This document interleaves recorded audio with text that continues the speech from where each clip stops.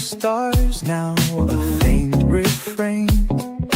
Coffee brews and thoughts collide in this early morning ride. Wake up world, let's start the day. Insight flows in a bright array. Questions dance like morning dew. In this space, it's me and you. Coffee chats with Melissa. Every cup is a whisper. Conversations open doors, spilling thoughts forevermore. Ideas bubble crisp and bright. Words take flight in morning light. Consult the heart, make it sing. New perspectives on each wing.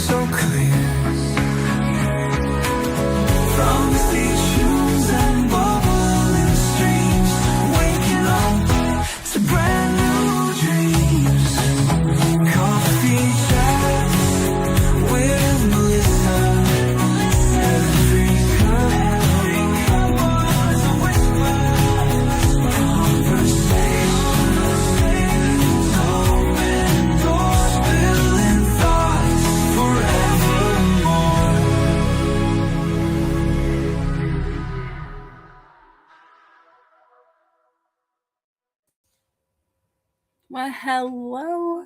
Good morning. It is Saturday.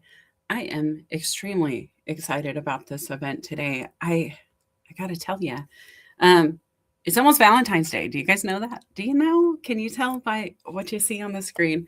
And I'm in a spot in my life where I thought, dang, it's going to be different this year. Let's talk about it. And you know what? Maybe I'm not alone in the thought of a self-love day of Valentine's, and I'm going to let you guys behave today, right? Because this is going to be a little bit off the cuff, but also the title can be played with in the wrong ways. And so we're just going to be grown-ups here. I'm going to say that right away. Also, we're not. This is very much a let me fill your Valentine's box on your school desk. It is that box. I want you to create it in your brain. How am I going to put little Valentine notes into your box today to remind you you are your own Valentine? You do have to love you every day. And, you know, you can make every day a day of love like that day, right? There's so much going on here, but I'm Melissa Houston. This is Coffee Chats with Melissa Houston. And I do this every Saturday morning. We are live streaming on YouTube, on Facebook, and on LinkedIn. LinkedIn is where I play most often. If you're not following me there, you should be. You should be. I have a ton of friends over there who like to play with others. It's the coolest playground I know. So go check it out. I also just want to give a quick introduction to who I am. I am a life coach. I am a business consultant. I have been doing both actions for quite some time now. I've been in my business for 10 years, almost 11, come April. And I have helped everybody from students to parents to business leaders, help them with their team development. I have helped with sales and marketing and growth. I've done lots of work on startups with founders. And I've even talked with mayors after they've done 2 terms and needed to figure out what they wanted to do next with their life.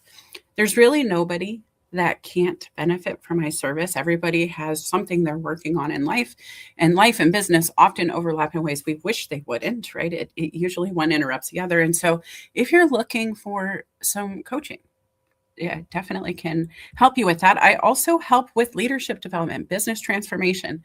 I can coach your team to be better in their craft while helping them figure out their life, right? So those are some of the services I offer currently, guys. If you are looking for individual coaching for your team, I'm ready for you, right? So I have some offers going. I wanted to remind people they don't always know.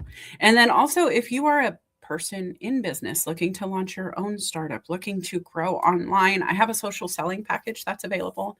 We can do a review of your profile, optimize it to make sure that they're telling the story that, you're telling the story they want to hear. I'm waking up, I promise.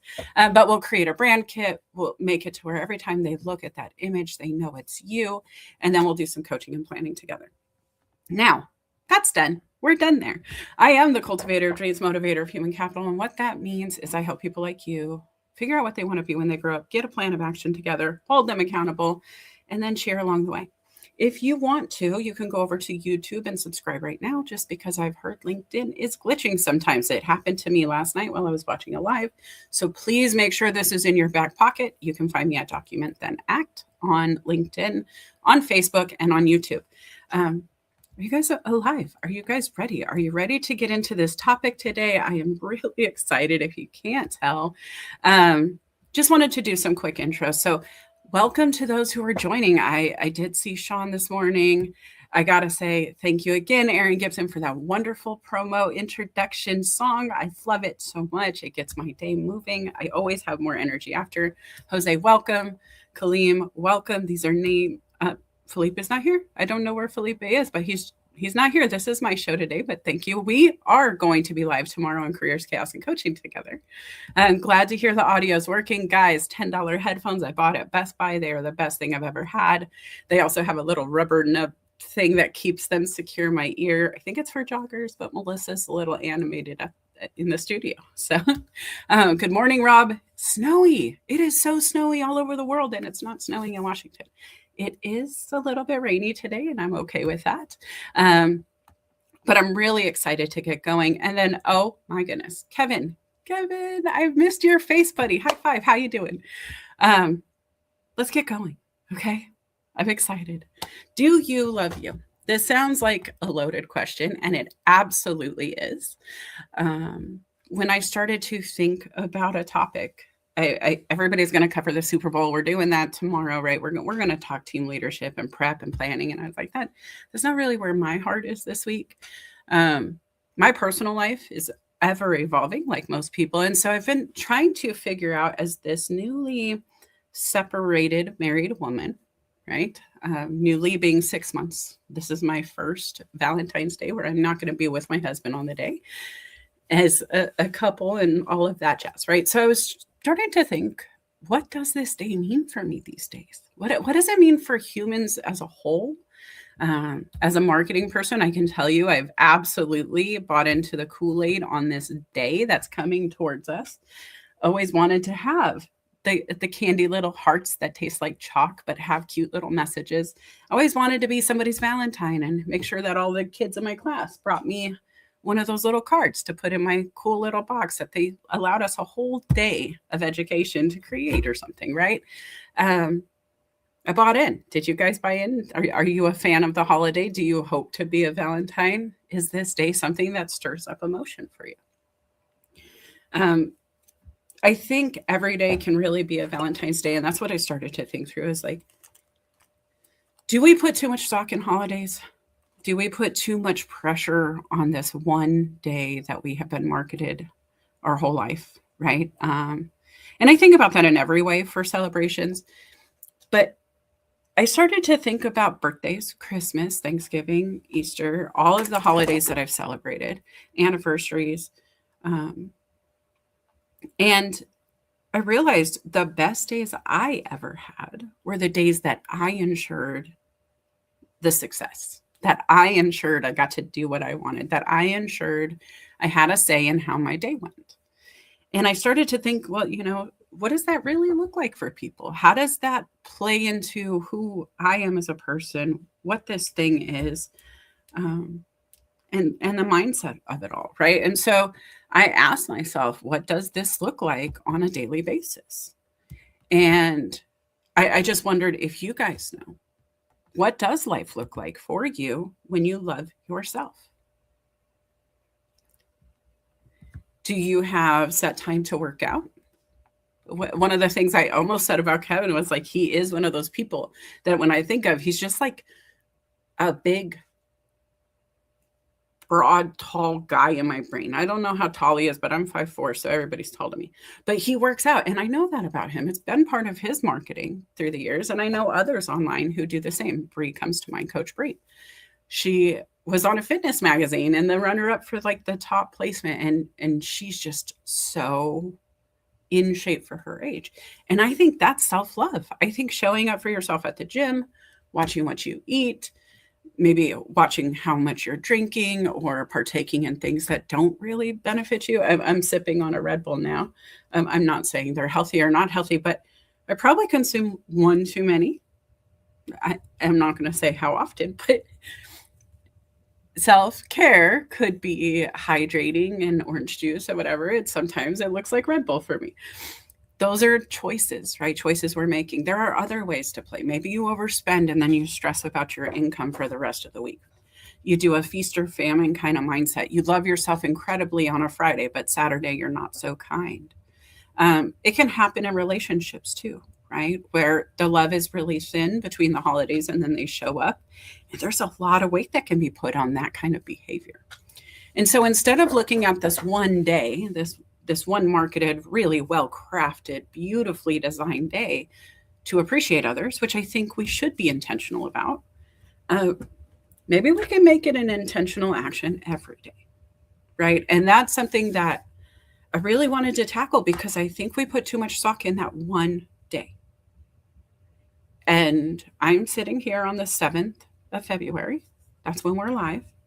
That's a week from today is Valentine's Day. Now, I'm approaching this with the intention of showing up that day. I'm going to be there. But I can't promise that's really true, right? I don't have anybody promising me that when it comes, that I will be there. So if that's true, right, then we always have to ask ourselves, is this how I want my last day of life to be experienced?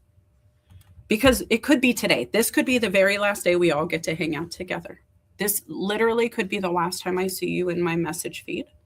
It could be the last time we get to have this conversation or any conversation. And I don't want to get too heavy, guys, but I need you to be aware that this is the truth, right? And so if we're just focusing on what a week from now is going to look like, we might miss this moment. And so how do we love ourselves today in spite of? I'm sorry, I'm reading this here. Felipe, I love this moment just to take a deep breath and pause for a second on this. But Red Bull, I didn't say it was hydrating. I said I was sipping on it. I did have water before the show, but I do limit my water before the show because I'm going to go live for 2 hours and I'm an older lady who doesn't want to have to pause for the cause and run to the ladies' room. But genuinely, guys, what does your last day look like on earth? If you could dream that right now, what is it? And we've been marketed this also, right? Every movie we've ever seen, every romance story, book, whatever it was, even if it was valor and chaos at the end, that there's something there. Do you go out fighting? Do you go out with peace and surrounded by loved ones? What does that look like? And I would love for you to drop that in the comments. What does your last day really look like? And it doesn't have to be a paragraph or anything, but how do you want to spend that day? If I told you you have 12 hours right now, clock started, what do you do? Who are you with? What are those actions you're taking? What are those last 12 hours going to be spent doing? And the reason I want to ask this is, number one, clarity. We never know what the last 12 hours is going to look like. And so if you want to intentionally plan them, you have to intentionally stay moving in them. If you want to spend your last days with your family, you should probably spend more time with family. You should plan that now. If you've been missing your family so much, and so when it's the last chance to do anything you want to do, and those are the people you think of, call them now. Send them a text while I'm live. I'm thinking of you, would love to set up some time to see you later. To see you this week. To see you today. Let's go do lunch. Can I come by and just drop off some flowers? I was thinking about you. I just wanted to say hi to the kids and bring your wife some flowers and see how you guys are doing. Today could be the Valentine's Day for the person who's in your brain. Every day should be. If you love yourself, spend time with the things you love. And that's why this question became so heavy, is because really I'm asking you to reflect on finality. What if your last Valentine's Day was your last Valentine's Day? Is it the way you wanted to spend it? If, like Erin has a memory of Valentine's Day that's not so great. So can we change that for him, right? I don't know. But being aware of what doesn't make you feel great is a really good thing to do. Being aware of what makes you feel good is a really good thing to do. Spending time with people who don't make you feel good is probably not the best way to end the day, right? Think about that. Why don't you feel good? What is it that changes the way you're feeling in a moment? Because, Valentine's Day is supposed to be fun, but a lot of the times when I was thinking about days or any holiday really, where I didn't feel celebrated or I didn't feel seen or I didn't feel like the day went the way I had hoped it was, it's because, one, I either didn't set a boundary ahead of time. If you have a huge family, sometimes that can mean they come in, they leave their children to play and run around your house, and there's no real rules about how they can play in somebody else's house. Maybe that same person would take a nap. I remember a family member who would do that kind of thing, kind of drop the kids and just go, oh, there's enough people watching, and just take naps. That boundary not being in place of, hey, no, please make sure you're on top of your guest while you're here in my house. The people you bring with you are your responsibility, wasn't set ahead of time. And so something that could have created a ripple without it, right? Setting boundaries of, I matter. I'm not going to only give on this day. I'm not going to pour everything I have into others with the expectation they will do that in return. Because that misconception of, oh, well, I spent all this time planning all this wonderful thing for him. He didn't do anything for me, or vice versa, them, swap it out for you. But if you know that you have an expectation for the day, that you want to feel like you matter, did you tell them what that looks like? Did you explain to them that while I do deserve to be treated well, this is how that presents for me? Because when we set the standard of my life is what I'm going to allow, when it doesn't feel good, we can move away. If I touch something hot and it hurts, I'm going to pull my hand back. If I reach in and it feels warm and I'm enjoying that, right? Like on a cold day where you put your hands closer to the fire to bask in that warmth, you're allowing that heat to work for you instead of against you. It's your choice of how close you put your hand into that flame and when. And then setting the standard of, my values aren't negotiable. I will be treated with respect today, even if it's just by myself, from myself, especially when it's us treating us. You have to understand what that means. Sometimes my favorite thing, and especially in my happiest times of life, our Valentine's Day was a boundary of we don't celebrate it on that day. I mean, we do, but we do that at home quietly with Netflix, popcorn, a dinner, whatever. And then we do our outside official, if we want to do dinner, movie, whatever, we don't do it the day of because we don't want to be out with everybody. We don't want to wait an extra hour for a reservation. We don't need to have that special little heart-shaped whatever that day. Now, that was our boundary. That was something we didn't need. We enjoyed to be at home in matching pajamas or something instead, right? And so when you determine what works for you and you determine what that looks like and you can communicate it with each other, right? It's a game changer. Because what happens if somebody wants to take Melissa Houston out on Valentine's Day, and Melissa has already determined over the course of 2 decades that that is probably the worst case scenario for me. That's really not something I want to do. Do I explain that to them, or do I let them take me through their version of what the day should be without communication? Do we meet in the middle? I'm a big fan of the Venn diagram, right? What if I say, this is my boundary, this is what I enjoy and don't enjoy, and then they can do the same, and you agree to align on just the things you like, right? It doesn't mean that we have to not go out on Valentine's Day, but maybe we don't do the full steak dinner thing. Maybe we just go get the ice cream in that little hole in the wall place nobody really knows about. We could do that. Maybe we go to the park with takeout instead of sitting in the restaurant. If you really want to celebrate on that day and it's important to you on that day, great. How do we do that? These are things that we have to set up early, right? And follow along with me, guys. Do you do planting? Any kind of growth, any gardening, any kind of home from seed to fruit or fruition, right? Whatever it is. If you think about that mindset, there are some things you just can't grow in the same pot. They will steal from each other by doing so. It will create a harsh environment to thrive in by putting them in the same pot, asking them to both grow at the same time in the same way. They might need the same nutrients from the same place, but maybe they are different in every other way. One likes it wet, one likes it dry, right? It's the same when it comes to love. Not everybody feels or experiences love the same way. Not everybody was given love the same way growing up. There are some people whose parents showed them love by buying them everything they ever wanted, but never spent any quality time. There are others who only got quality time because there was no money to be spent. And so they found unconventional ways to celebrate days like that. If you guys don't talk about who you are before you meet and what that looked like as you grew, how do you ever truly meet them where they are?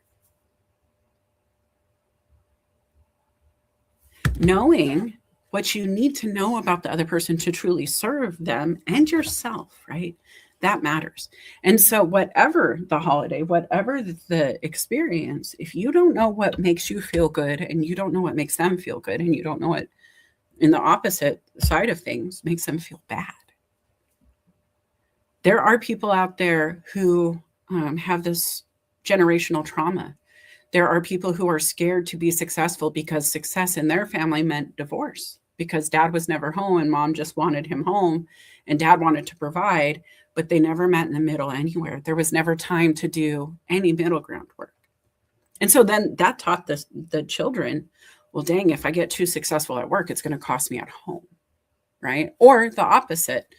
And we see this, and, I've read so many books and stories and been in the rooms where we have these conversations, but it really made me just think about today. How do you love you? And if loving yourself means being loved by somebody else because that's something you want and need, and you love yourself by moving into that kind of love, that's allowed. It's fantastic in a marriage to have that kind of sensation going between people. But do you love yourself inside of that marriage? Do you love yourself separately? Or do you only see yourself through the eyes of somebody else? Because if that happens, then your values become negotiable. Your life isn't what you allow, it's what you're perceiving through somebody else's vision. You're taking everybody else's perspective as your value. And that does not allow you to set the standard of, I deserve to be treated well. And it does not tell you you matter, because if somebody else doesn't see that, and you are only grabbing your value from their perspective, you're in trouble. That's not self-love. It can't be sustained that way, because as soon as they decide you're not worth loving, caring for, providing for, or whatever that is, right? Whatever that thing you're grabbing through their perspective, their love, their care, you lose it for yourself as soon as they stop. And that's something that's really detrimental to you. Oh, long term, there is no way to move through that successfully, in my opinion. This is just my opinion. But the way you speak to yourself in every moment will set a standard. If you say, oh, I'm unlovable because he doesn't like me, he didn't buy me the flowers, I didn't get the insert here, fill in the blanks, Mad Lib style, I'm not a worthy employee, I didn't get the promotion. When I got laid off, when the businesses that were startups didn't see full success, it made me start talking to myself. And I'll be honest, there were days when it wasn't so kind, because I'm like, what the heck, lady? You knew better. Even if that was it, just why didn't you ask better questions? Why didn't you get into the nitty gritty more? Why did you just blindly trust X, whatever this is, right? Insert here. Every conversation matters, whether it's with yourself, with others, how you're perceiving what others are saying. There are people who have said some things to me where I just had to pause and look at them and process, one, how am I going to behave in this moment? Two, what on earth must they be feeling for them to behave in this moment? And three, I'm not absorbing any of that. Now, I can assist with moments, right? If you think about a toddler, anybody have a toddler? Anybody ever experienced parenting, being the uncle? Think about the toddler who's in the middle of the living room having a fit. They've missed their lunch, they're tired, I don't know, something's wrong. Their favorite fire truck got swallowed by the dinosaur and now they think it's gone forever. I don't know, but that moment. In that moment, you can choose a few ways to behave. You can either dive into the chaos with them.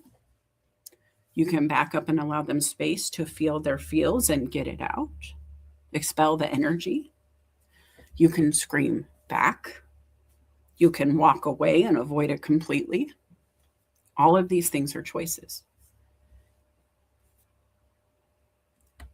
When you think of yourself, have you ever put yourself in timeout or had that moment where you could tell you were responding like a toddler in the moment, where you were outside of yourself? Maybe the dinosaur ate your toy. I don't know.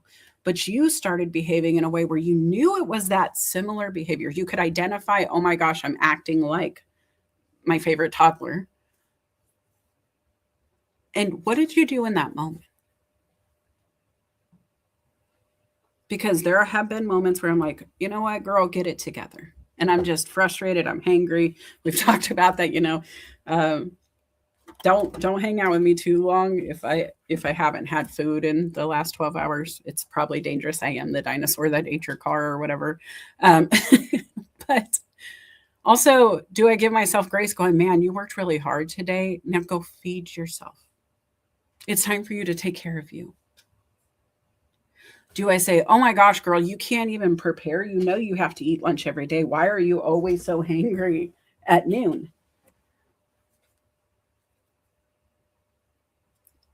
Both options have come up in my head. Both are true. How I determine in that moment to either give myself grace or get frustrated with myself is going to change a lot for the rest of the day. What if I have a second set of life to deal with? Like I'm a coach, right? So what if I coach all morning? I pour. My pitcher's empty. I need to fill. I need some carbs and protein stat, probably a little cheesy sauce.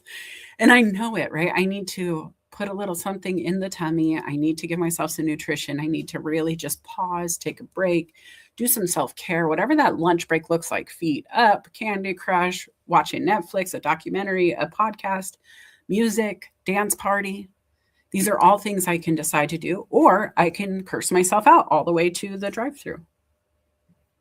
I can curse myself out all the way to dinner because I'm going to skip lunch too because you didn't plan, you don't get it. If you didn't prepare for lunch, you don't get a lunch. That's what you get. Maybe tomorrow you'll do better. What if I said that to your kid? What if you said that to your kid?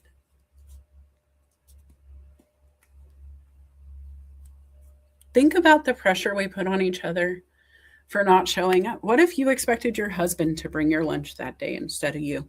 What if I swap you out in this scenario for your loved one? Pick your person. You know I always forget lunch. Why don't you tell me? You know I always forget this. Why don't you do it? These are things you can do, right? How you speak to yourself, how you speak to others in every moment matters.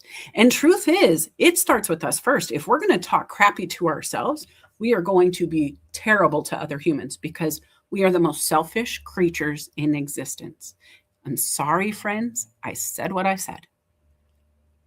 Humans move to save themselves most often first. Like it really, truly put your mask on, then your kids, right? Animalistic instincts. We've seen this in the worst movies ever. You'd think Hunger Games style. What happens at the end of the world? What happens on Black Friday when there's only 5 TVs for $99?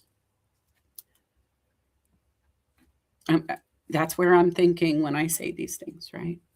And so if we're really negative to ourselves in those moments where we have choices to make, we have taught ourselves it's okay to get negative.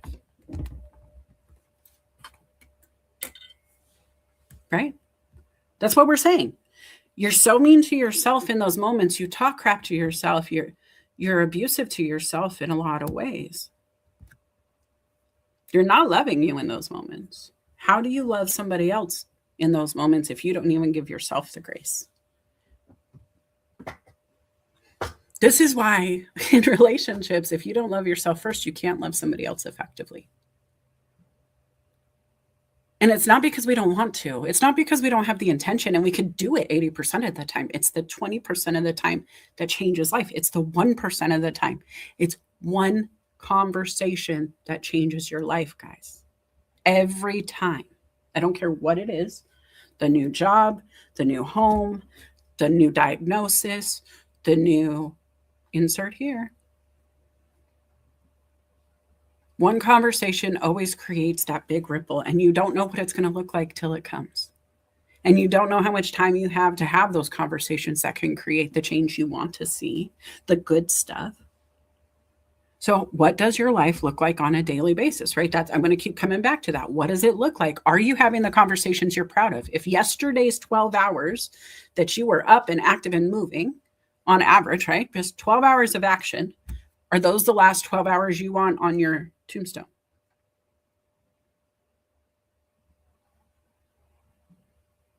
Is yesterday's love sufficient forever for you?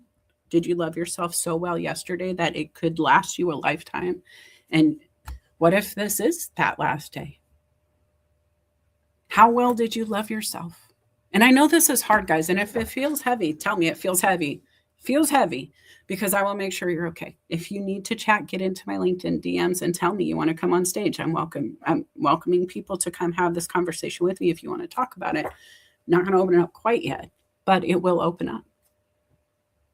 What does your self-love look like? What does your self-talk look like?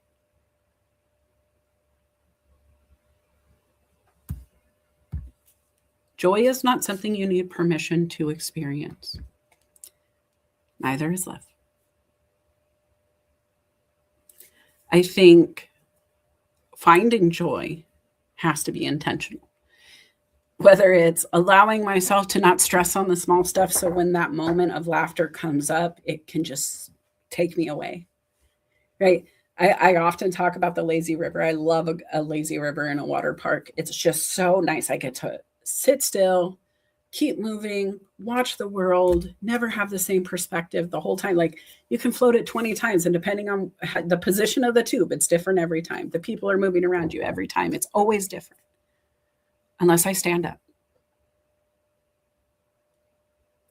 And in those moments where I'm standing in a lazy river, the joy is now gone. I'm trying to get out. I'm struggling against the current. There are people who are floating and they can't stop, and they're going to bump me whether I like it or not because I'm in their way.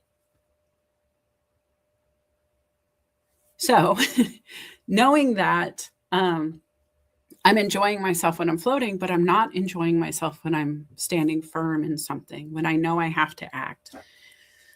There's a difference there, right? I know when I'm trying to be productive, when I'm trying to get into action, when I'm trying to move from one spot to the other, it's not as easy to just enjoy the moment. It's a truth with love. If I'm always looking at one moment to the next of, did they bring the flowers? Did they bring the card? Did they do this act? I'm not floating through enjoying what could come. And that's something else, guys. And I'm going to come back to the comments here in a second, and I'll definitely be sharing the link on LinkedIn to anybody who wants to come up soon.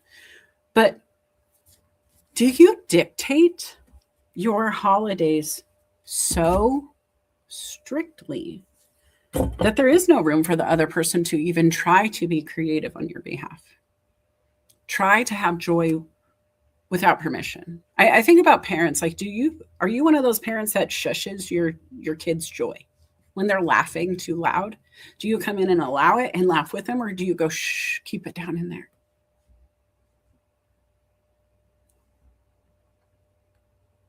What about love? Somebody tells you, hey, I love you. I just want to spend some time with you. And you go, hey, dude, what do you mean? Me? Why? What are you talking about?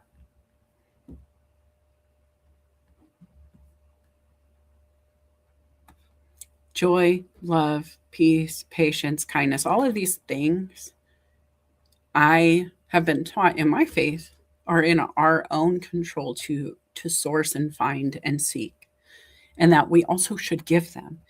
And so if my husband, for example, was a giver, somebody who wanted to plan, which I can't say it was, he very much liked directions, right? This is what I want. This is what I need. He did do unconventional small things that he would find on his own, right?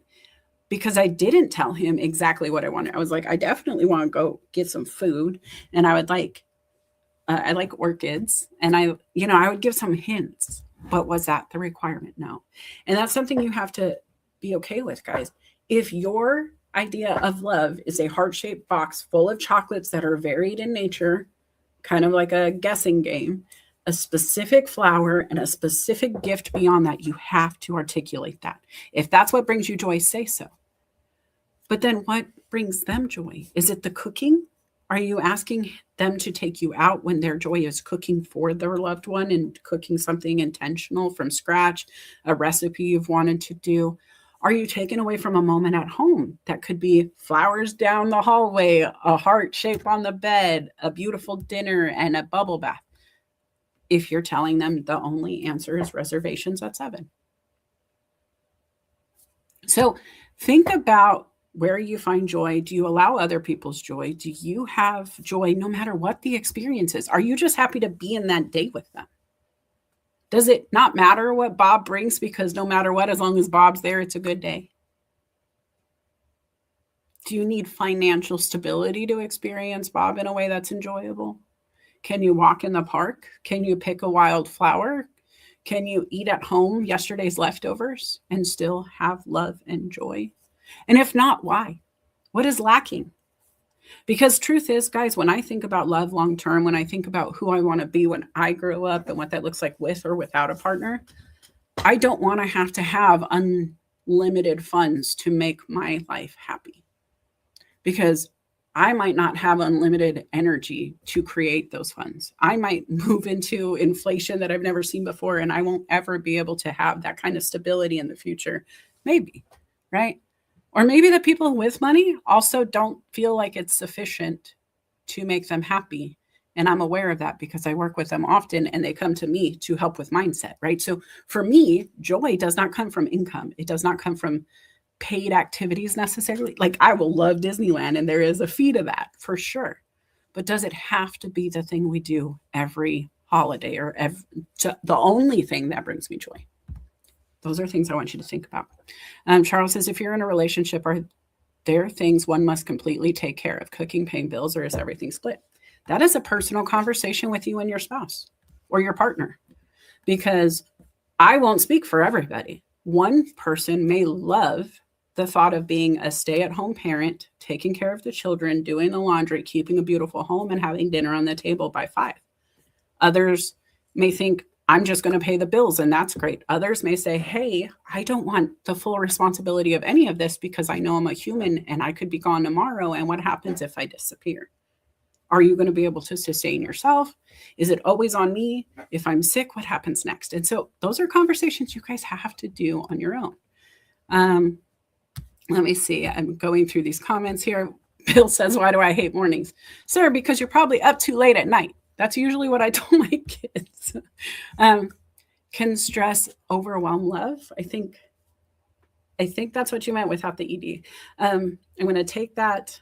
Let me know. But I think stress can eclipse anything. I think stress is one of those black circles in a Venn diagram that can just block out everything behind it.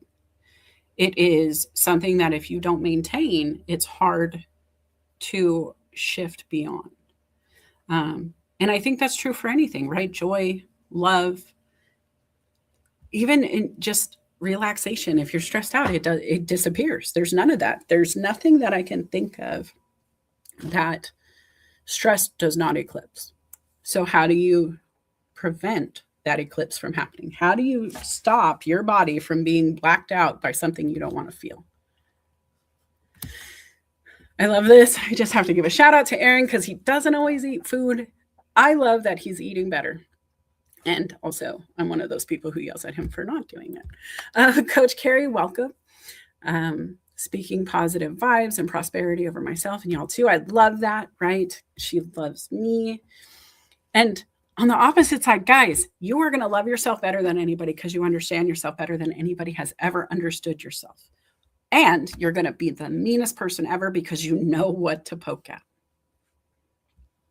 You do, right? We do. And I don't want you to think it's just you doing this. This is something that I struggle with too. I don't always love me. I don't always love the attitude. I don't always love the way when I look at myself in the face, I can see the attitude coming back. That eyebrow goes up because the truth is I call myself out on more stuff than most. And so struggling with love, both ourselves and others, is something I do. As somebody who was raised in the environment in which I was raised, and if you don't know, guys, my mom had a drug addiction. She struggled with severe depression to the point where she couldn't work because of it. And it was really hard to watch her try to love herself. It was hard to try to figure out what normal, finger quotes, right? Because I don't believe there's a normal, but there's kind of a set standard all humans should have. You should have stability. You should have food. You should have shelter. You should have some communication skills, hopefully decent ones. You should have some support network, hopefully good ones, right? And when I turned 18, I definitely felt different than those things. And it took me a long time to understand who I was without those other people around, taking those circles away from my Venn diagram, learning who I was as an 18-year-old parent, no less. Not just a person who finally got to decide for herself, but somebody who was also now responsible for others. And it was hard to figure out how to love myself. It was hard to figure out how to move forward in spite of not feeling that from the people who should have been providing that kind of feeling, right? And I think that perspective for me is what changed a lot. It allowed me to start figuring out who Melissa was. What did she like? What didn't she like? Even things like just putting things in a certain spot in the house. You know, if I didn't like the way my mom's kitchen was set up, now I get to change that in my own house. Maybe the forks and silverware are on the left, not the right, whatever it is. It's those little things that you have to learn about yourself. And it comes in small doses throughout time as you're working through your life. But it also has to come sometimes very quickly. When I was living on my own, I found my fiance, Jeremiah. For you guys who don't know, Jeremiah and I met at church after a small group session. And I was asking myself a lot of this back then. I was looking around at my family and my choices and the people's choices around me and how they were affecting me. The addiction that really affected my entire family. I have 7 aunts and uncles, and most of my grandmother's children were struggling with an addiction. Being the eldest grandchild in Arizona, being the one that was always mistook by the Michigan family as I was like the last in the line of my grandma's children in their mind. I was just the 9th kid, and I wasn't. But I picked up the slack. I was that one grandma called on because I was the older of the grandkids. I was just 10 years younger than her youngest, and I helped. But when I did that, I have to tell you guys, I wasn't loving myself to the extent I should have been. At 16 years old, I dropped out of high school to take care of my grandfather. It was my great-grandfather, my grandma's dad. I had never met him. I knew his wife, my grandma Kurtz, and she was my favorite human ever until I got closer with my grandma Morrison. Both of them being amazing humans I love tremendously, but I had favorites back then. And that's what kids do. And all I knew about this guy was that he had divorced my grandma and she never remarried, and she was just an amazing human. And so I had to figure out how to like him in spite of that. And I ended up giving up my high school career because I love my grandma enough to help. When I think back now, I could not fathom that life for my daughter. Now, I'm not mad at my grandmother. I loved her the way I wanted to love her in that time, and she loved me the way she could in the time. My mom did her best also, but also allowed those behaviors from me, allowed it to happen. And I'm not mad. I allowed it. They allowed it. But would I do that again? No. I don't think it was loving myself fully, putting myself first.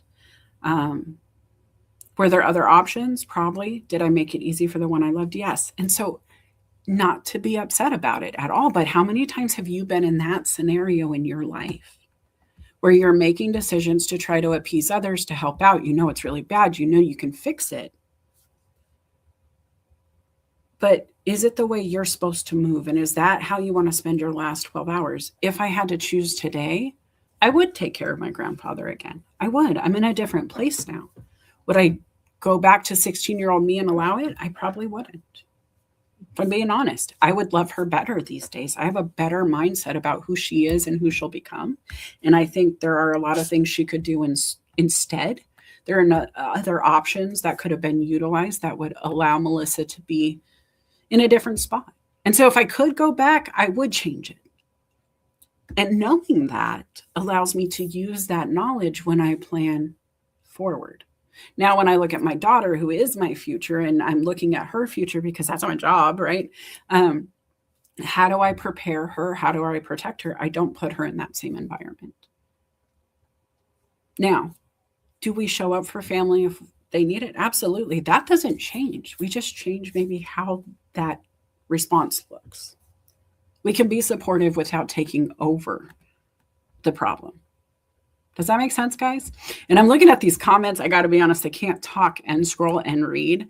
But I love this recommendation. A great book to learn about happiness is Awareness by Anthony DeMello. That's awesome. Rob says you can express love by doing little things to help out. That is huge, guys. What if I just took over weekends back then instead? What if I just allocated the time I had outside of school to come help? Maybe I could come over just to do the grocery shopping coverage, the personal appointments my grandmother had to take on. What if I would have covered differently? You don't have to allow somebody just to move into your home just because they're hungry, kind of thing, right? You can feed them without them living with you. Oh, you guys, I'm so sorry for your weather. Hello, Jay. Welcome. It says here, agreed, how partners manage their finances is very personal. I don't feel there's a right or wrong way. Nope, it has to just work for you guys. And if it's not working, talk about it. Have that conversation. Explain this isn't working and this is why and this is how we can solve it, or I need your help to solve it, right? Communication matters. And this is with yourself, guys. If you say, hey, I'm not feeling so hot, why? You can assess your why and then address it. Most of the time, I either need a Red Bull or I've had too much Red Bull and I need something to eat. I am sorry. I want to get in here. Guys, message me on LinkedIn if you want to come up. I'm going to go there in a second. Let's see. Oh, yeah, you're talking about pets. Okay, so we're doing all right. Guys, is this how you want to spend your last day? Think about yesterday. If that was your last day, what would you want to change? You don't have to share with me necessarily, right? You don't have to put it in the comments. You can. But what would you change about yesterday if you thought it was the last day? Who would you have called? What would you have done differently? What ripple did it have that will sustain you? And what would have taken away from that overall feeling you want people to be left with? The other question I have here is, sorry, I clicked the wrong side here. I'm going to get there. I promise. Okay, so self-care, rest, and growth are love in action. I believe this to my core, in my being, that if you don't take care of you, if you don't keep filling your cup, if you don't keep adding to your tool shed, then you're going to eventually run into a wall. Some wall. It's either going to be a wall you can't climb over to get to the next level in your business, in your career, in your relationship. Your body's going to say no thank you, and you're going to hit a wall that way, and it's going to tell you where you have been lacking in taking care of it. And so if you truly love yourself, what are those things you're doing for your body, your mind, your career, your life to allow it to continue to grow, thrive, and sustain? A lot of times in relationships, for example, you got to go talk, right? You got to go on dates. You got to be intentional about creating time to engage each other outside of the responsibilities. They recommend like once a week, once every 6 weeks. I forget what it is. I'll have to go find it. If you guys know what the recommendation is, let me know. But I know there's you can't go over a certain amount of time without investing back into that personal time with each other before the relationship will statistically, scientifically show signs that it's breaking down. When I first saw this in place, was in my Bible study. It was Lisa and Mark. They were my Bible study leaders. One's a nurse, one's an engineer, very well-to-do people, very connected in their community, active in the church, very busy, just busy. They have a huge family, or did back in the day, especially multiple kids. They brought in others and adopted. I mean, just beautiful humans. And their one non-negotiable was Friday night. No matter what, mom and dad are going out and you're not welcome. Don't come. It's not for you. It's for us. And I thought, wow, that was kind of rude. As a kid in my brain, I was like, my mom never goes out without us. What are you talking about? And again, different mindset. We didn't have the fun. So once a month when we did go out, my mom took us with a lot in her sobriety, especially. And so to see them set that standard and to see the kids not be even half as upset as I was about the concept was something I had to reflect on and think on. And then as I had children, as I married a man who already had children before the relationship, and I did too, our 3 children became 4. He has 3. I have 2. Together we have 4. You could do that math. But that Venn diagram of that last baby, bringing that family together, was very Brady Bunch. It was very chaotic. We didn't have even pairs of girls and boys to go split off and do, and we definitely didn't have a nanny. And you saw the chaos that took place every show on the Brady Bunch, even with all the help, even with all the funding. And I started to think about those personal moments where mom and dad just have to go off together. You know, the people in our lives who matter need to have that special time. I thought about my relationship with my grandmother, somebody who always made me feel loved. Never doubted it. Every time I picked up the phone, I knew it was going to be Valentine's Day with that lady. She would always put a little Valentine's in my box. What did I do with that lady? I made sure she knew every Sunday I was calling at the same time. It was never going to interrupt her favorite activity, which was bingo. It was always after that. It was always when she was in her quiet, maybe the week was slowing down. Maybe it was time where she would feel lonely as somebody who had so many kids and grandkids always around. And I would call then, and we'd have the most beautiful conversations. I wanted to say delectable because I don't know why, but shout out to Ken Dunner because that's who I thought of when I thought of it. But it was just that moment. And everybody would joke, oh, you're her favorite. You're her favorite. And I was like, but do you know why? Like, you say that, but do you understand why our relationship is as strong as it is? And I would tell him, because I call her once a week minimum. Like, I guaranteed have a set time every week that lady and I speak. And we spend hours talking about everything. I ask her what movie she watched on Hallmark. I talked to her about a documentary. Told her about the black squirrel that ran across the patio while we were sitting and talking. Why? Because she just wanted to hear about me. And me telling her about me and the success and the growth and the business and the things I was doing now made her proud. It filled her cup because honestly, my grandmother had a lot of guilt that I took care of her father. So when I was able to show her LinkedIn and the things I was doing and the startups and running a staffing firm and starting a background screening company and being in business for myself and working remotely from her house, getting paid to just sit there and talk to her while I ran background checks. And she was in awe. And why did I get to do that? Oh, because every Sunday I'd call her, and one Sunday she said, you should visit. Easter's coming. And I said, yes. My self-care was being filled by that woman, being celebrated for the wins in spite of her knowing the background, her being part of that background, being able to rest in the love she gave, the celebrations, the gold stars she handed out. I knew that was coming. And then I gave them back to her. Grandma, you empowered me. Grandma, it was you who taught me not to be scared to walk into those rooms and say what I was thinking. Grandma, it was. And that's just my grandmother. But how many people in your life do you have that conversation with? That's what this next week is about, right? Just showing people we love them, intentionally giving them Valentine's, telling them something. All this is intentional action to remind people they matter.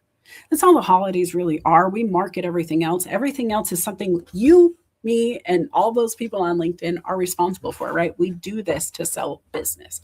We do this to sell product. We do this to get people engaged and moving, and how many diamonds are sold in February kind of thing, right? But what if I said, let's not do that only then? Let's stop putting a price tag on it. Let's stop saying you only love me if you do this grand display of whatever Instagram is going to tell me to do this week. And I'm happy for those posts. I've Instagram posted the cute stuff. I've done it. I'm part of the problem. I owned it. I said it early. However, what if we could just do it every day? And it doesn't have to be the grand, I can post this to Instagram feeling, right? We can do it by setting boundaries that don't hurt others. We can do it by reminding ourselves it doesn't take grandma calling us to feel loved. If I call her, I still get the same kind of exchange once the phone's there, right? Once that line is activated, I get to be treated well by her. I know I matter. I'm allowing her to pour into me by reaching out to her. And she's allowing me to pour into her by receiving the call. And when we stop trying to negotiate who should make the first move, who should go first, chicken or the egg, whatever. If you miss somebody and you tell somebody you miss them and then they get to say it back, does it matter that you said it first? Do you love you enough to act on that feeling, even if they don't know you're feeling it? That comes back to you being intentional. Because if I don't know what you need, I can't provide it. If I don't know your favorite color is blue and I'm buying you red on Valentine's Day and you're just like, that's the worst thing ever. Did you tell me? Because I promise you I'm acting to make you happy. And if you didn't communicate what makes you happy, then we're doing each other a disservice, because I'm working to fix that. I'm working to help. And in the opposite, right? What if they always give you a rose and you prefer a daisy? Are these conversations you're having? Are these things that you're taking responsibility for? Something that I have here is, do you give yourself the love you need? Because if you're aching for somebody, but you don't dial the phone to solve that, if you have a craving for a human and you want to be part of that conversation with them, and you don't solve for X, and you don't communicate that you want them, you need them, you miss them, you love them. The same with a raise from your boss. The same with PTO being utilized, the same with extra help on deck because you're overworked and you've grown exponentially and you don't have the staff you need now that you've grown so much. Are you giving yourself that love by communicating that on? I love this, Jay. Jay is exactly where I'm at.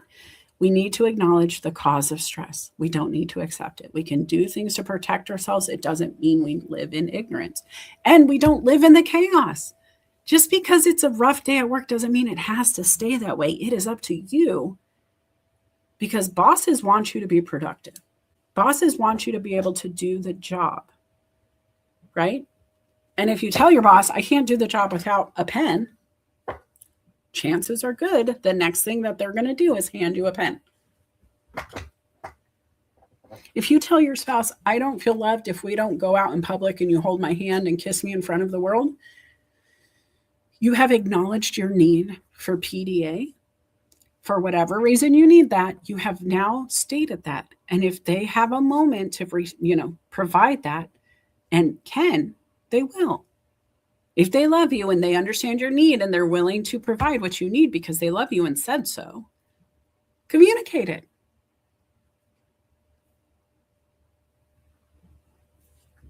I love this right here. Me talking about me made her proud. This applies to my relationship with my grandma. And you know what? Yes. Sometimes, just for perspective, right? Think about the calls grandma might get. Your grandma, not mine, just grandma. I'll talk about the ones my grandma got, but think about the ones your grandmother might get. Mine would get, hey, Mom, I can't pay my bill, whatever bill. Hey, Mom, so-and-so was arrested. Hey, Mom, so-and-so took something when they were at my house that doesn't belong to them, make them bring it back. To be honest with you, a lot of the calls my grandma would get were no different than what she probably dealt with when they were all living in the house. Mom, somebody stole my toy. Mom, somebody hit me. Mom, she took my boyfriend. Whatever, right? I don't know. But my grandma never really evolved past those things. And truthfully, as her kids got older, the conversations got heavier. I hate to say it, but she got calls saying, Mom, Child Protective Services came to the house. Mom, they have my kids. Mom, I have to serve 15 years in prison. When I called my grandmother, I wasn't saying those things. I was giving her something different, and I didn't even realize it at the time, but in this conversation, in reflecting,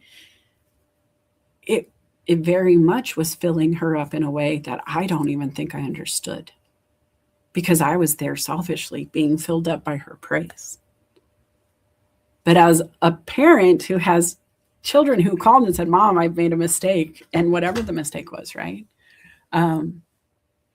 That call doesn't make you feel good. Even if you're there to console them afterward, you're like, man, I wish that wasn't true, or I wish I could fix that for them, or I wish they didn't have to live that, or I wish they didn't go through that breakup, or I wish insert here, right? We've all been there. So how do you love people in spite of not being able to solve for X? You just show up the way you can. You meet them where you guys align. I can't fix everybody's problems. I can help people understand and identify their problems. I can offer solutions. I can hold people accountable. But I cannot make somebody do the work. I cannot make somebody keep going with the plan once I'm off the phone. I cannot make somebody hear me while they're on the phone if they want to tune me out. It's the same in a relationship. If your partner is not hearing you, no matter how you say it, give yourself the love you need. My love being received is not going to be negotiated. I'm going to love myself. You're welcome to join me, but this girl's going to be loved today, right? Do you tell yourself that?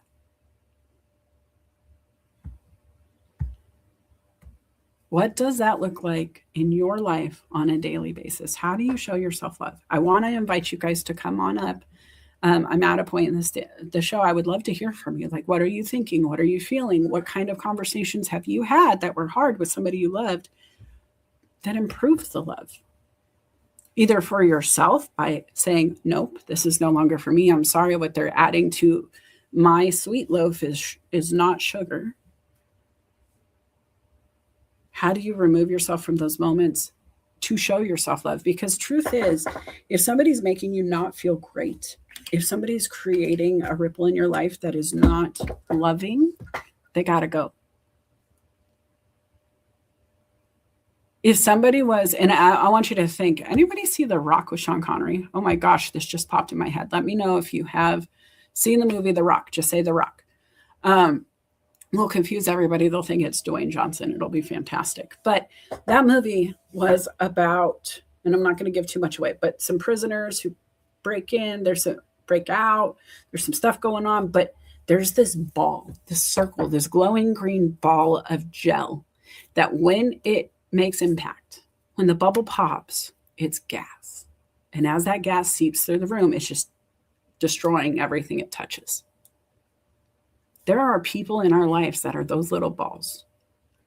They're always floating around. I'm a big fan of bubbles. We're all a circle. We're all Venn diagrams, right? We're all our own little bubble. And sometimes when we come into people's lives, we're like that green little ball of chaos. Then there's those who float in like, Wizard of Oz style and the good witch of the north, and she comes in and all the munchkins love her and it's great and it seems like wonder. And then you watch the recent Wicked and you get a new perspective, right? The bubble in some people's lives are not the same. And so what's good for one isn't always good for all. And what does that look like? And you have to assess all the time. What works for Bob may not work for Bill. When people want to come hug on me, if I'm not initiating the hug, I probably am hating every moment of the hug, if I'm being honest. My favorite kind of hug is where you put the arms out and I come to you and accept it versus you coming in and just grabbing on me without permission. That's just a Melissa thing. Why? Because the love I was given before created those boundaries. How I feel best is when I'm in control of that kind of behavior. If you don't know that about me as a partner, a friend, a spouse, whatever, if you end up in my circle and you come in and you're trying to grab or hug or move in on me and I'm not comfortable, we're already not feeling love right now. Now that's a me problem. So what do? I set clear boundaries early with people who may get to move in like that. After I know you well, it's a lot different. Once I understand what your hugs look like coming in, it's a lot different. But if I don't know you and you just come hugging, what would you do if you're in the grocery store and some random person just hugs you? Does it feel like love? And so think about that. Are you giving love in a way your people can receive it? And do you know them well enough to provide it in the way they need it? Because love, it bubbles, it comes, it pours. We want to give it to others all the time. But if we don't do that in a way that they want it, are we loving them efficiently, effectively? Same with us. Are you loving yourself efficiently and effectively? Maybe you sign up for that gym membership, the coaching plan, the training, the college class, whatever it is. And then that's your act of love for yourself. I love you enough to invest in you. I want to get it done. And then you don't actually show up. You miss the class, you oversleep, you just can't do the coaching this week. You just can't make the appointment. You're going to reschedule that massage. How do you talk to yourself in those moments? Why didn't you go? What got you there? What did you allow to interrupt your self-love, and why? Now, there are some very valid reasons. If your car breaks down on the way to the appointment, that's a very valid reason for not being there. Maybe loving yourself was getting that fixed so you could have a better week because, oh my gosh, could you imagine your week without a vehicle or a car or whatever it is? Sometimes it's making sure, even though it broke down, you're still going to see that person today. Maybe it's rescheduling the coaching session because, yes, while you weren't ready to show up for yourself on Wednesday, Thursday is going to look better. Are you going to hate on yourself for your last 12 hours, in your last 12 hours? Are you going to punish yourself because you didn't get the one thing done? And so the last 12 hours of what could be the last 12 of your life is you just berating yourself?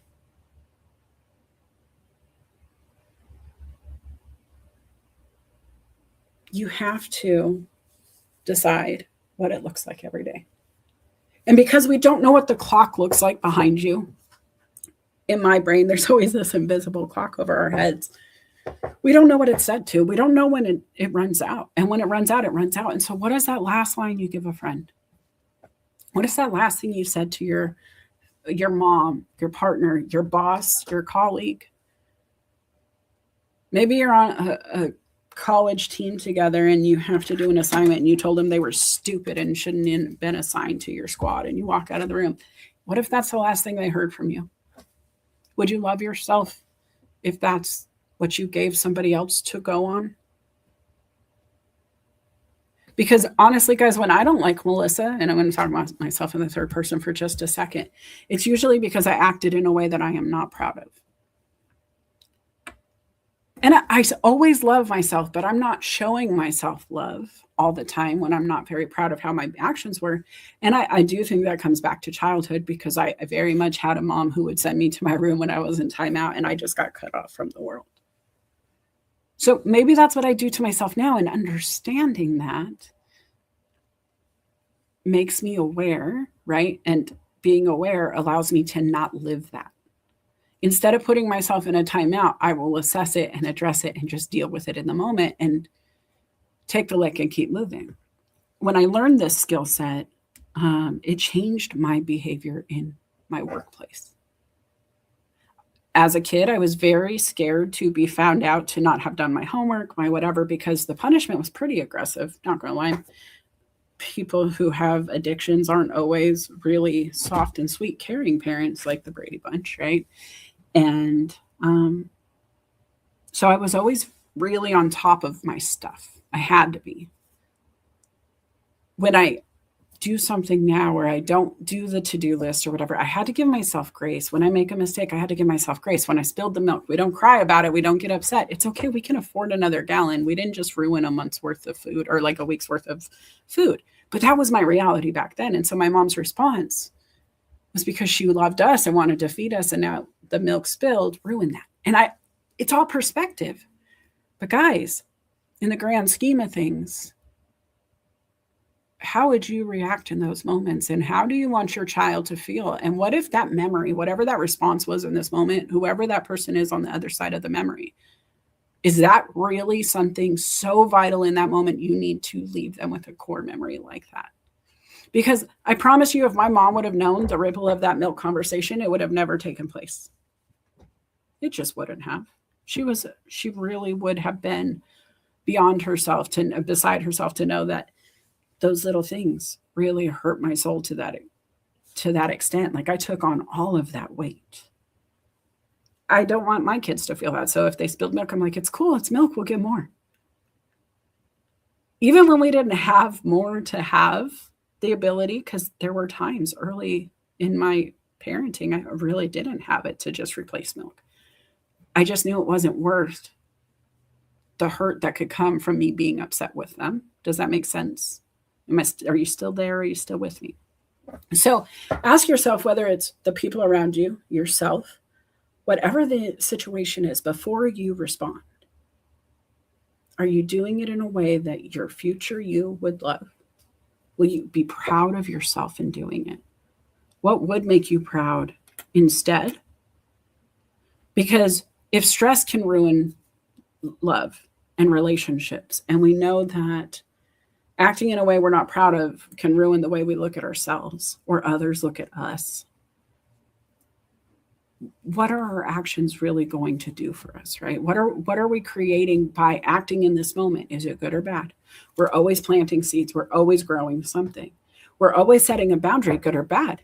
It could be a barbed wire fence, or it could be a soft line of like floral arrangements that just bushes of roses that guide people along, and they look beautiful along the way. I'm certain Mr. Rogers had a lot of boundaries. As a matter of fact, as I'm listening to LeVar Burton read his book to me on, I think Spotify, I think is where it is. He was very stringent in his boundaries, actually. The people who worked with him, he drove a little bit crazy because his love of what he did was so present that he was meticulous. He was stringent. He was firm in what he would allow, and he would not negotiate his boundaries. His values of his show, the impact of the ripple of what the children would experience, it was not a negotiable pillar in his life. He really emulated all of this. He swapped I for you. You matter. You deserve to be treated well. Your life is what you allow. Your values aren't negotiable. And if he told you that, would you believe him? Because he told me that. I don't know if you guys remember, but he told me that a lot. And when I think about who I want to be, I would love to be a little bit of a Mr. Rogers character, right? I would love to have his mind, his brain, his empathy, his kindness, his tone, his sweater collection. I would love to be the Betty White of business who gets to put her finger in every facet she ever dreamed of. Any room she walked into, she was celebrated and welcomed in her craft, right? She could show up on a show and then just get a reoccurring role because they loved having her on set one day. And I think that's how it actually worked with It's Always Sunny in Philadelphia, was she just was a guest star for one episode and they just kept her. That's who I want to be. When you think of Betty White, what do you think of? Because she set her boundaries. I know we've talked about it before. When she had her show, she got in a lot of trouble because she gave somebody who was African-American time on her stage. And they were upset. And they said, don't do that. And what did she do? She gave him more time next week. And they canceled her show.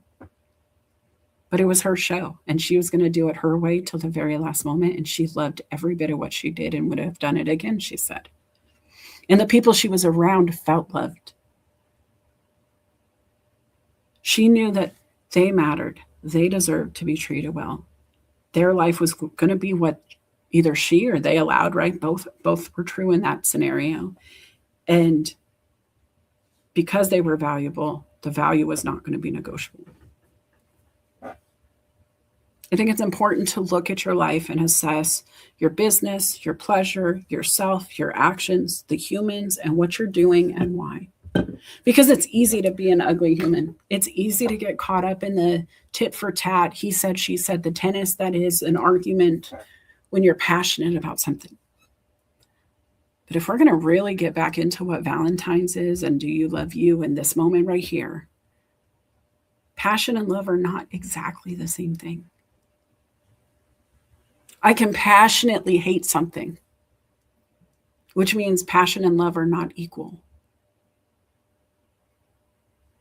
Do you love you? Are you passionate about you, or do you love you? Are you passionate about being heard, or do you love the words that are coming out of your mouth enough that you want them to ripple beyond today? These are conversation starters. These are things I would love to hear from you guys. I will share the link now. If you're on LinkedIn, feel free to message me and tell me you want to join. Come up on the stage. I won't drop it in the comments, but I would love to know how you love you, how you love others, how you show up for yourself or them in spite of the hard times. How do you give yourself the love you need? For Melissa, while we wait for the feed to catch up, because there's a little bit of a delay, I will say for me, the way I love myself is to open the curtains every day. I love to catch a sunrise and sunset with myself.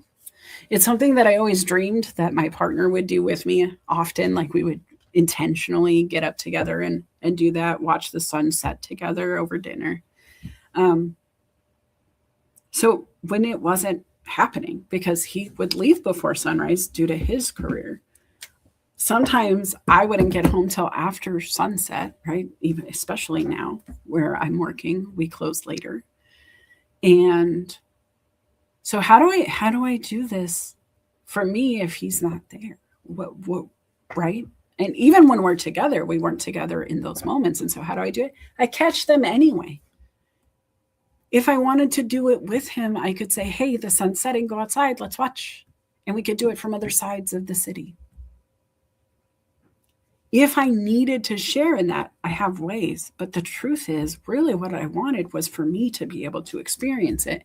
And I just wanted somebody to hold me accountable, help me get there, to share in it with me sometimes, because that's the marketing of the love stories I've watched in the movies and all the stuff, right? But I'll be honest, the wonderment, the real excitement for me is intentionally every day allowing myself to see what could be my last sunset or my last sunrise, and making sure it's today's sunset and sunrise, that I didn't miss that last moment.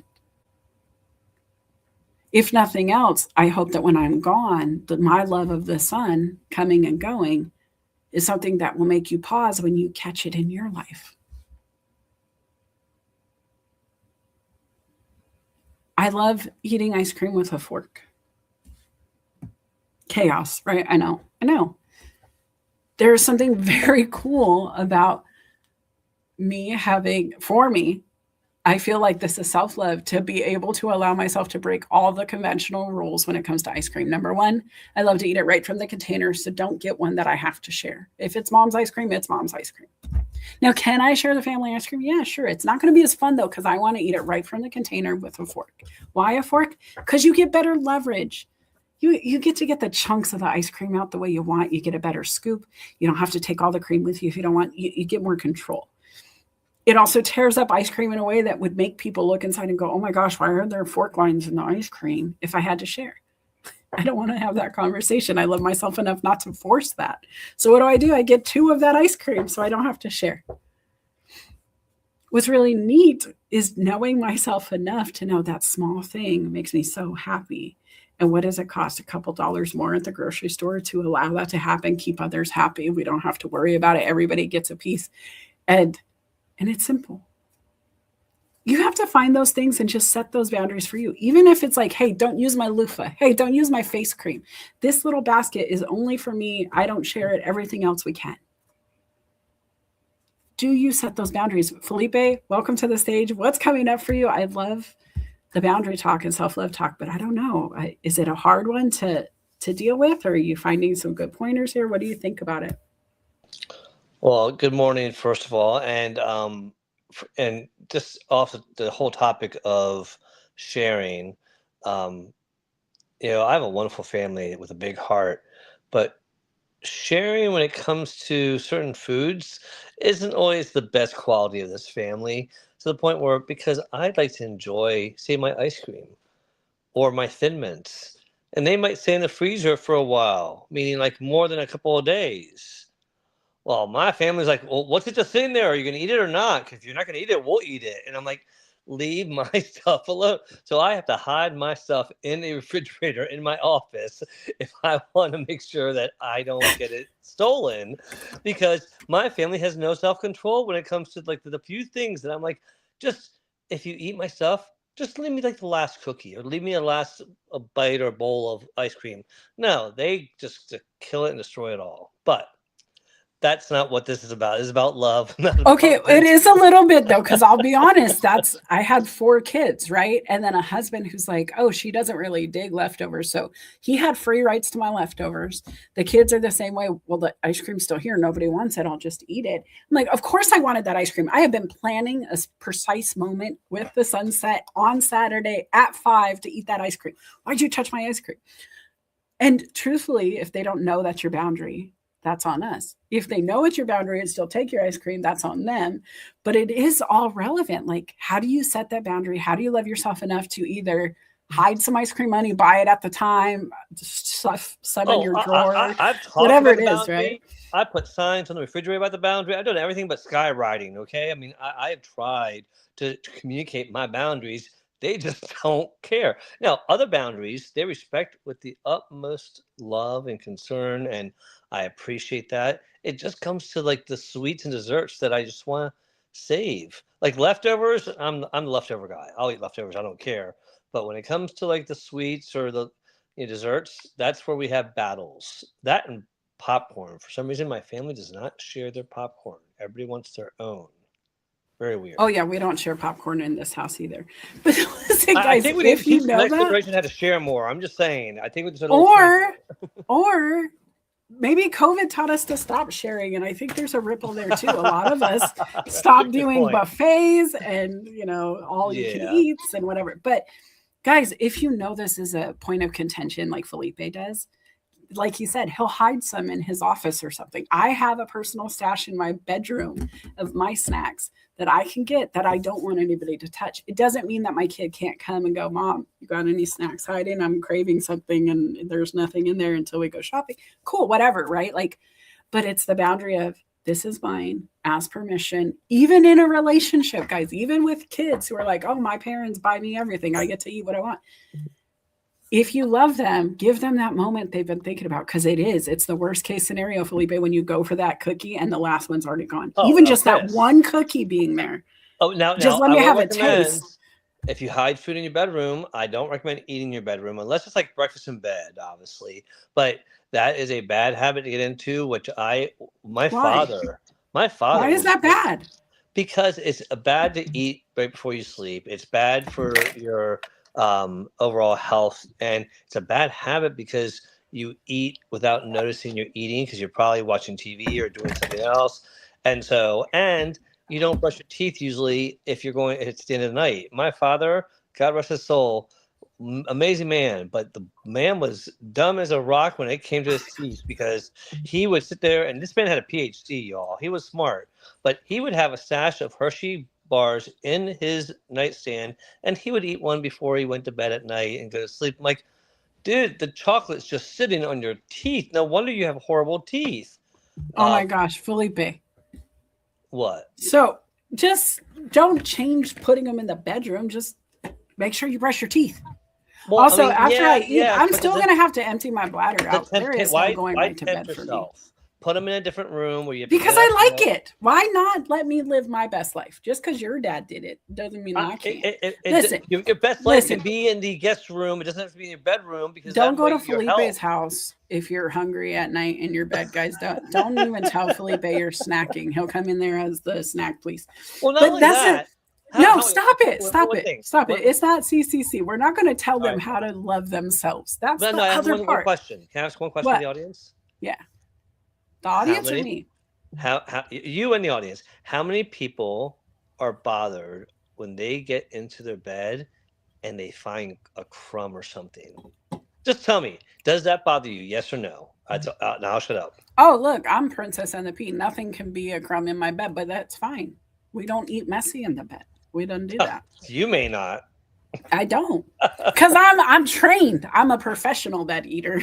So listen, guys, Oh, is I that the new love. Olympic sport, professional bed eating? No, genuinely, one of my favorite love language is to be served breakfast in bed or food in bed or whatever. But sometimes I will take an afternoon nap, and so to wake up to dinner in bed, not mad at all. That is one of my favorite things my husband would do. So no, don't take that away from me. I'm not doing. Nope. You just have to eat better. Have a little a tray. Bring a table. Oh, We're fine. that's nice. That's nice. Okay, but guys, I really like Felipe. I have a question for you. So, how do you love you? Like, what is that thing beyond the Thin Mints, beyond food? Like, what does that personal care time really look like for you? That's non-negotiable. Not even your wife gets to interrupt because you're like, "This is where I am. I need this space. I need to do some self-care, love time." Um, I never called it self-care love time, but it was just I need some downtime, and that time was usually, especially early on in our relationship, it was very much right when I got home from work. Give me my 15 minutes. It started off as half an hour, then went to 15, then it went down to 5 when we had kids. But it was that time where I just wanted to decompress, kind of remind myself, okay, I'm not at work anymore. I'm home. I can stop thinking about it and kind of shift. And for me, it took a little bit of time to shift. I always didn't shift quickly when it came to coming home. At work, I could shift into different things instantaneously. But the other time is when I'm reading or what, and actually, I'll even apply it to watching a movie. Um, when I'm reading, I just want to be able to read and not be interrupted and get into that flow state and let me get lost in this world that I'm in right now because I want to enjoy that time. I want to mentally be there. And sometimes what I've realized is doing audiobooks when I walk, I've actually really enjoyed that. Audiobooks and walking to me was like the mental, physical, like, okay, I'm giving myself a lot of like love right now, and I am enjoying the shit out of it because I'm enjoying the walk. I'm listening to this great book, and sometimes I'll reread a book. I'll listen to an audiobook of a book I read, and that way I know kind of what's happening. So if I get distracted by scenic things, I'm not like lost in the book. And that's one of my favorite things to do is listen to an audiobook of a book I've already read.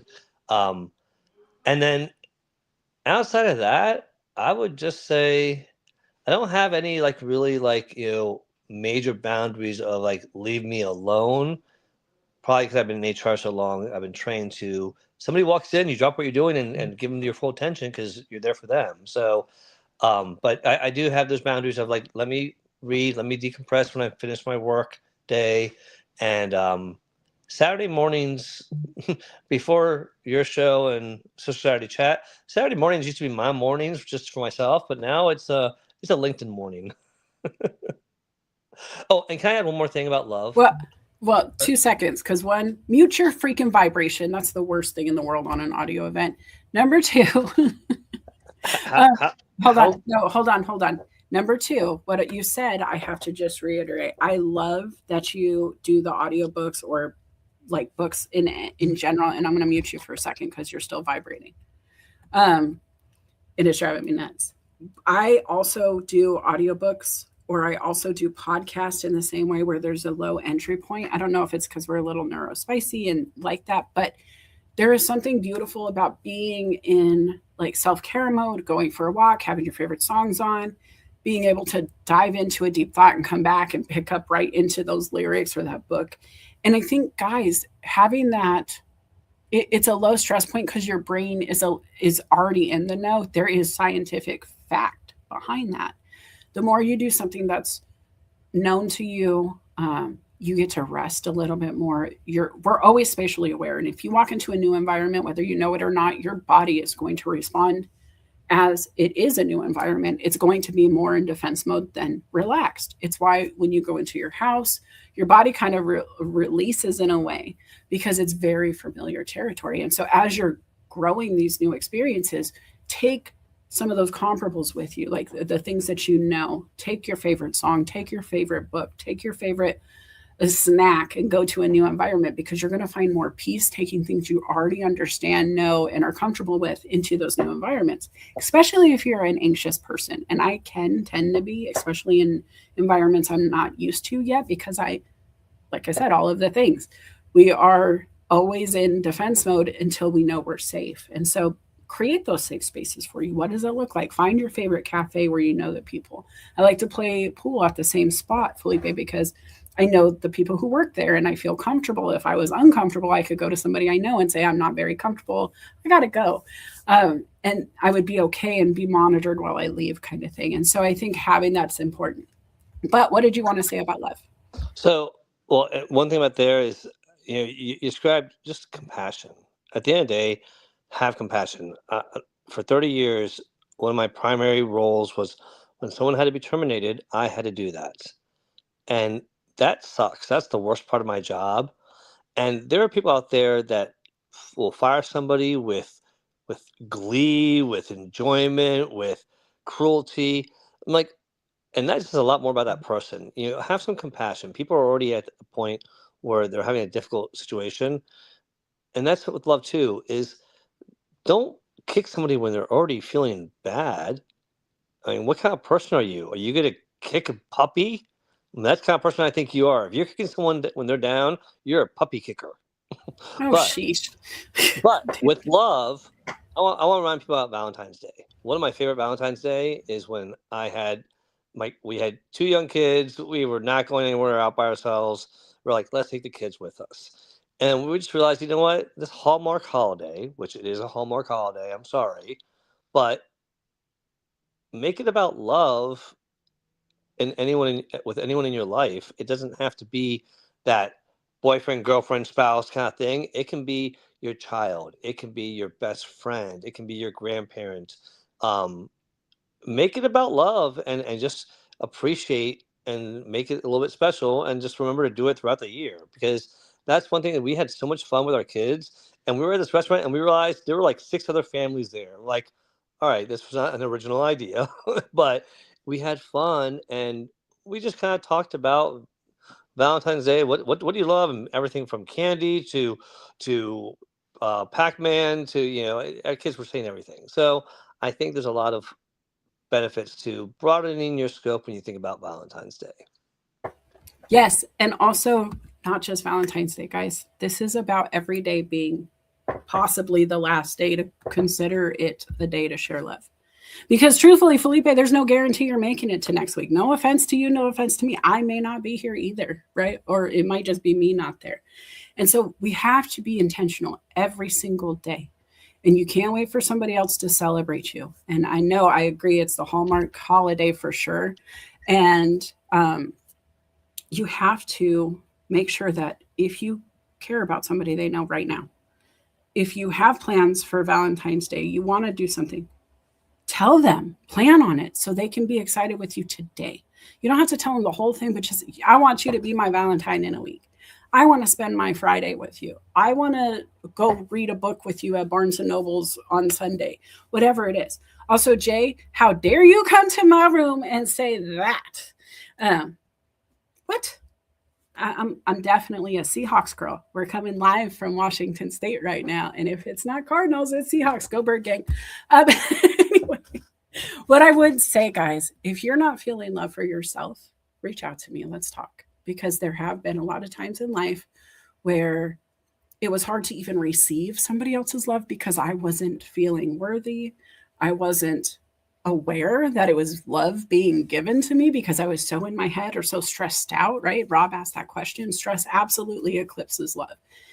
Stress eclipses everything. So if your circles in life, if your Venn diagram is looking really fuzzy, if you're just not sure where you're supposed to be, what's supposed to be happening, but none of it feels aligned, I want to talk to you. I want to talk to you. I want to talk about it. I want to make sure you're not feeling alone, because you're only alone if you allow yourself to be. You can choose to bring others in. If you're feeling lonely, reach out. Somebody else is also feeling lonely. And if you're not capable of going and pouring into somebody, that's okay. Just say, hey, I'm feeling lonely. Can we go sit quietly on the beach? Can we go sit quietly in the library, read our books? Can we go sit and have coffee? and stare at each other's foreheads. Whatever it is, it doesn't matter. Ask them to come over and watch Netflix. Say nothing. That's okay. But if you don't know how to even start doing that, reach out to a coach, a friend, an accountability partner, somebody who's going to help you move forward. If you're feeling unloved, please write down why. What is it that's making you feel that way? Is it the repeated memories in your brain that you just keep re-delivering to your inbox? Is it the self-talk that maybe isn't aligning? Is it love notes you're sending yourself? Are you filling your Valentine's box with, hey, I want to be your friend? Are you filling the Valentine's box with, I hate you and don't come back? Guys, these are your choices. Is somebody delivering messages you don't like to your box?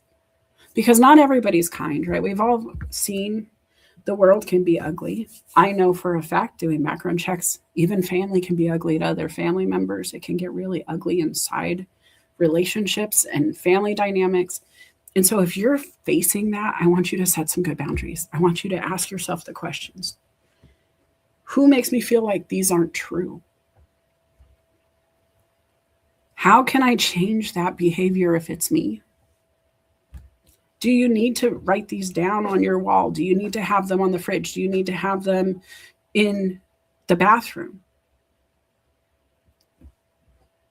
Can you make sure you feel loved at all times, first from yourself and then from others? Because if you don't feel loved internally, if you can't love yourself, how can you pour into others?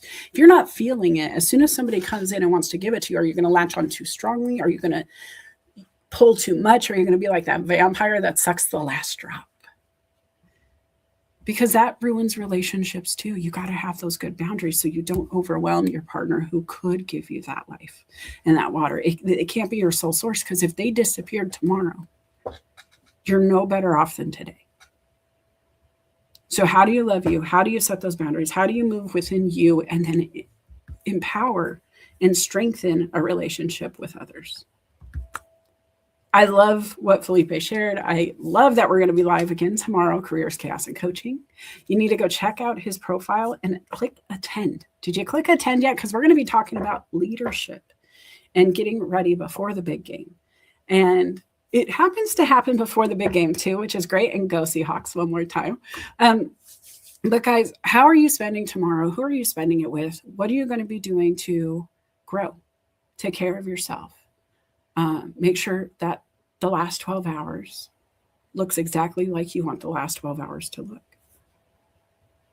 And I don't say 24, guys, because genuinely, I want you to get really into it. If I say hour, what does the last hour look like? Did you love yourself through this conversation? Do you feel like you were treating yourself well by being here? Did you matter? Did you raise your voice? Did you raise your hand? Did it align with your values? Did you get anything from this? Let me know. I want to know in the comments. I am going to head out, but I want to remind you a couple of things. One, I'm here if you need to talk. I can help you with your leadership development within your organization. I can help you with business transformation, fixing those things that aren't working. And then I do personal coaching for businesses, consulting. But then I also have some programs going on right now for individual coaching. You can do a 30-minute one-up power session for $125. I can do business and team coaching for as little as $125 per person. That gets into a 90-minute full session. And then I also have the social selling package. Anybody, anytime, any reason, we can take your brand and level it up, whether it's business or pleasure. All of this needs to work for you so you can find the people you want to work with. Don't forget to go over to YouTube and subscribe, guys. And then genuinely, if you got anything out of this conversation, if you just want to send a little thank you, there's my what is it? Not coffee chats. That's buy me a coffee. Sorry, I was looking at my QR code. I couldn't get there. That's my buy me a coffee. If you want to just send a cup of coffee, thanking me for coffee chats, that's cool. If not, that's fine. Come back next week. We're going to have another topic. And then also, again, tune in tomorrow to Careers, Chaos, and Coaching. You can find the playlist on my YouTube channel and then go follow Felipe because he's hosting. He's doing the things. It'll be great. If you need help, please reach out to me. Otherwise, I want you to dance the day away. I'm going to leave a little bit early today, guys, because my bladder's full. I drank a full Red Bull and a water, and now I have to get out of here. So dance the day away with me. Go find Social Saturday Chat. It's going to start at 9 a.m. Pacific, and I will see you there in the comments. Take care, guys.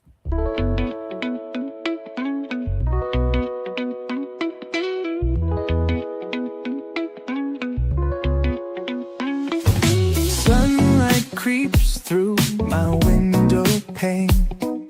Dreams of stars, now a faint refrain. Coffee brews and thoughts collide in this early morning ride. Wake up world, let's start the day. Insight flows in a bright array. Questions dance like morning dew. In this space, it's me and you. Coffee chats with Melissa. Every cup was a whisper. Conversations open doors. Spilling thoughts forevermore. Ideas bubble crisp and bright.